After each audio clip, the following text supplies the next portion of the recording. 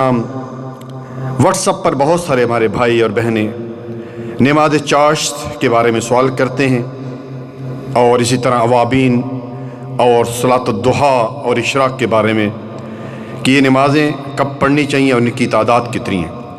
آج انشاءاللہ اللہ کی توفیق سے اس کے بارے میں تفصیل کے ساتھ بتائیں گے کہ ان کی فضیلت کیا ہے اور کتنی رکعتیں پڑھنی چاہیے۔ آئیے پہلے جو نفل نماز ہے اس کی فضیلت کے بارے میں چند ایک احادیث سنتے ہیں۔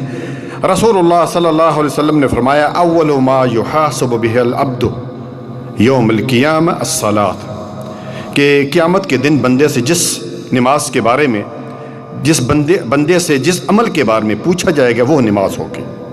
اگر وہ مکمل ہوئی تو مکمل لکھ دیا جائے گا، اور اگر مکمل نہ ہوئی تو قال اللہ عز وجل الملائکہ انظروا هل تجدون لعبدی من تطوع فتکملون بها فریضته۔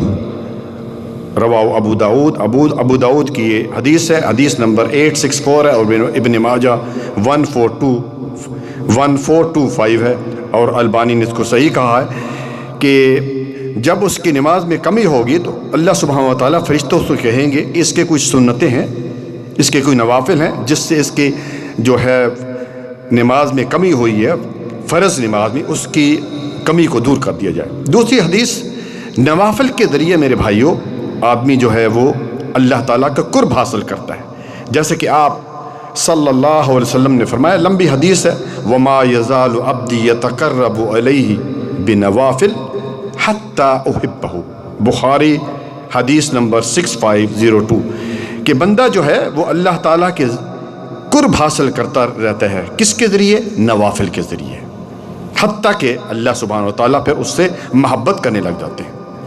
تیسری حدیث ضمن میں وہ یہ ہے کہ نفل نماز سے جو ہے انسان اللہ تعالیٰ کا شکر ادا کرتا ہے، چنانچہ حضرت عائشہ رضی اللہ تعالیٰ عنہ بیان کرتی ہیں کہ آپ صلی اللہ علیہ وسلم اتنا طویل قیام فرماتے، یعنی جب نوافل پڑھتے کہ پاؤں مبارک پر ورم آ جاتا، سوج جاتے۔ میں عرض کرتی اللہ کے رسول صلی اللہ علیہ وسلم، بھائیو جب بھی نام آئے نبی صلی اللہ علیہ وسلم کا تو صلی اللہ علیہ وسلم کہہ دیا کریں 10 نیکیاں مل جائیں گی، 10 گناہ معاف ہو جائیں گے، اور 10 درجات بلند ہوں گے، کہ آپ کی اگلی پچھلی تمام خطائیں سب گناہ معاف کر دی گئی ہیں، پھر بھی آپ اتنا لمبا قیام کیوں کرتے ہیں، اتنی محنت کرتے ہیں؟ تو آپ صلی اللہ علیہ وسلم نے کیا فرمایا، افلا اکون عبدا شکورا، کہ کیا میں اللہ کا شکر گزار بندہ نہ بنوں؟ ہمیں بھی بھائیو اللہ تعالیٰ کا شکر ادا کرنا چاہیے۔ متفقن علیہ، بخاری کی اور مسلم کی روایت ہے، بخاری حدیث نمبر 4837 اور مسلم 2820۔ اسی طرح میرے بھائیو نماز چاشت جمہور علماء کے نزدیک سنت موقدہ ہے، کیونکہ نبی صلی اللہ علیہ وسلم خود بھی اسے پڑھتے رہے، اور آپ صلی اللہ علیہ وسلم نے صحابہ کرام رضوان اللہ علیہم اجمعین کو بھی اس کا تاکیدی حکم دیا۔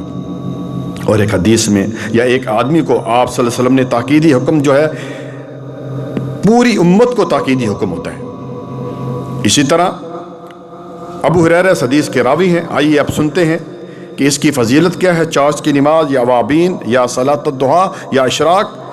نبی صلی اللہ علیہ وسلم نے فرمایا اوصانی خلیلی صلی اللہ علیہ وسلم بثلاث، کہ نبی صلی اللہ علیہ وسلم نے یا میرے خلیل نے، اس طرح کے الفاظ ہیں ابو ہریرہ رضی اللہ تعالیٰ بیان کرنے ہیں، میرے خلیل نے مجھے 3 باتوں کی وصیت فرمائی۔ کیا تھی؟ نمبر 1 صیام صلاۃ ایام من کل شہر، کہ ہر مہینے کے جو ہے وہ 3 روزے رکھنے، 3 روزے۔ اسی طرح نمبر 2 ورکعت الضحیٰ، اور چاشت کی نماز پڑھنا، وان اوتر قبل ان انام، اور رات کو سونے سے پہلے وتر پڑھنا۔ متفقن علیہ، بخاری مسلم کی روایت ہے، بخاری حدیث نمبر 1981 اور مسلم 721۔ حدیث نمبر 2، دوسری حدیث جس کے راوی ہیں سیدنا ابو ذر رضی اللہ تعالیٰ عنہ، بیان کرتے ہیں کہ رسول اللہ صلی اللہ علیہ وسلم نے فرمایا تم میں سے ہر شخص کے جوڑ پر ہر دن صدقہ کرنا ضروری ہے، پس سبحان اللہ کہنا صدقہ، الحمدللہ کہنا صدقہ، لا الہ الا اللہ کہنا صدقہ، اللہ اکبر کہنا صدقہ، نیکی کا حکم کہنا صدقہ، یعنی نیکوں کا حکم کسی کو دینا، اور برائی سے روکنا یہ صدقہ۔ اور اگر کوئی یہ نہیں کر سکتا تو ان سب سے چاشت کی 2 رکعتیں ہی کافی ہو جائیں گی۔ مسلم حدیث نمبر 720، یعنی اتنا اگر کوئی نہیں کر سکتا تو اگر 2 رکعت پڑھ لیں گے تو اس کی کفایت کر دیں گے۔ اور ایک دوسری حدیث میں فرمایا جس کے راوی ہیں حضرت بریدہ رضی اللہ تعالیٰ عنہ، کہتے ہیں کہ رسول اللہ صلی اللہ علیہ وسلم نے فرمایا ہر انسان میں 360 جوڑ ہیں، 360 جوائنٹس، اور اس پر لازم ہے کہ ہر جوڑ کی جانب سے صدقہ کرے۔ صحابہ کرام نے عرض کیا اللہ کے رسول، بھلا ہم اس طرح کس طرح کر سکتے ہیں کہ ہر روز ہر جوڑ پر جو ہے وہ صدقہ کریں؟ کون اس کی طاقت رکھتا ہے؟ تو آپ صلی اللہ علیہ وسلم نے فرمایا مسجد میں پڑی تھوک کو دفن کر دینا اور راستے میں پڑی ہوئی چیز کو ہٹا دینا، یہ بھی صدقہ ہے۔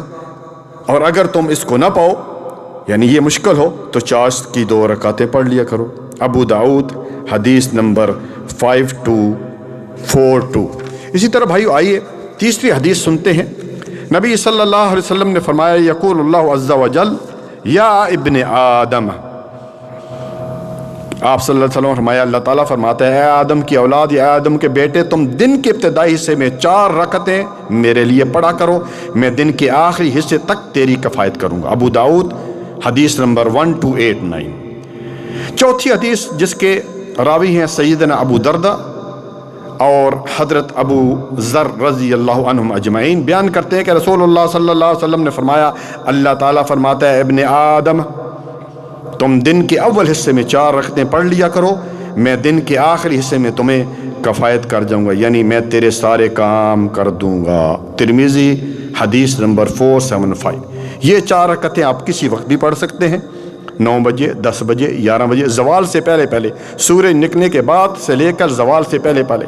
اور کتنی فضیلت ہے کہ اللہ سبحانہ و تعالیٰ فرما رہے ہیں کہ میں جو شخص 4 رکعتیں پڑھ لے گا میں اس کے لیے کفایت کر دوں گا، یعنی میں اس کے تمام کام شام تک کرتا رہوں گا۔ سبحان اللہ۔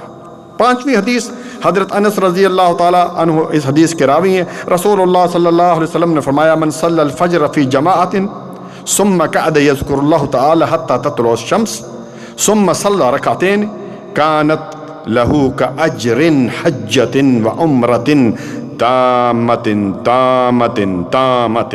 اللہ اکبر۔ ترمذی حدیث نمبر 586۔ آپ صلی اللہ علیہ وسلم نے فرمایا کہ جس شخص نے فجر کی نماز جماعت کے ساتھ پڑھی، پھر بیٹھا وہاں پہ اللہ تعالیٰ کا ذکر کرتا رہا، قرآن کریم پڑھتا رہا، اور اس کے بعد سورج نکلنے کے بعد اس نے 2 رکعتیں پڑھی، تو اس کو کتنا اجر ملتا ہے؟ 1 حج اور عمرے کا۔ سبحان اللہ۔ اور آپ صلی اللہ علیہ وسلم نے اور بات مضبوط کر دی کہ تامتن پورے کا پورا، تامتن پورے کا پورا، تامتن پورے کا پورا۔ 6ٹھی حدیث حضرت زید بن ارقم رضی اللہ تعالیٰ اس حدیث کے راوی ہیں، آپ صلی اللہ علیہ وسلم نے فرمایا صلاۃ اوابین حین ترمد الفصال، او کما قال صلی اللہ علیہ وسلم کہ اوابین کی نماز اس وقت پڑھی جائے جب دھوپ سخت گرم ہو، یعنی تقریباً 10 ساڑھے 10 کے درمیان یا 9 سے 11 بجے کے درمیان۔ اور ایک حدیث میں ہے کہ جب اونٹ کے بچوں کے تلوے جلنے لگیں اس وقت پڑھو۔ مسلم حدیث نمبر 748۔ پیارے بھائیوں، نماز چاشت کا وقت سورج نکلنے سے لے کر زوال سے 10-15 منٹ پہلے ہے۔ اسی طرح اس کی رکعتیں کتنی ہیں؟ سیدہ عائشہ رضی اللہ تعالیٰ عنہ سے پوچھا گیا کہ رسول اللہ صلی اللہ علیہ وسلم نماز چاشت کی کتنی رکعتیں پڑھتے تھے؟ فرمایا 4 رکعتیں بھی پڑھتے تھے اور کبھی کبھی زیادہ بھی پڑھتے تھے۔ مسلم حدیث نمبر 719۔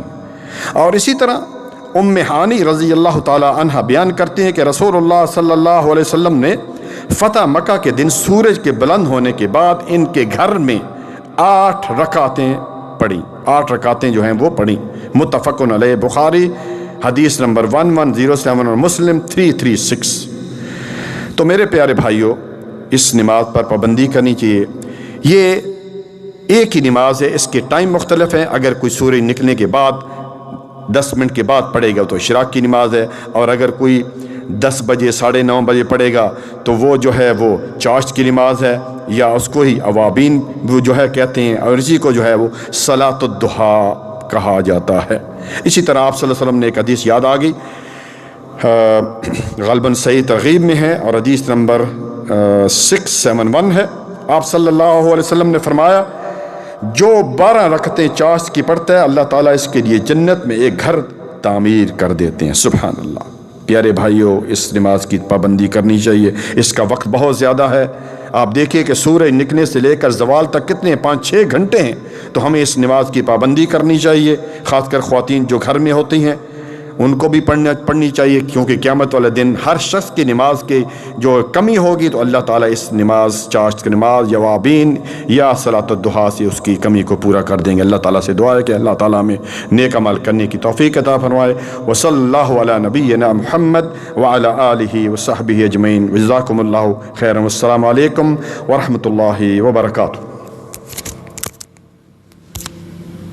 اللہ کے دین کی دعوت اور لوگوں تک پہنچانے کے لیے اس ویڈیو کو ضرور لائک، شیئر، کمنٹ اور سبسکرائب کریں۔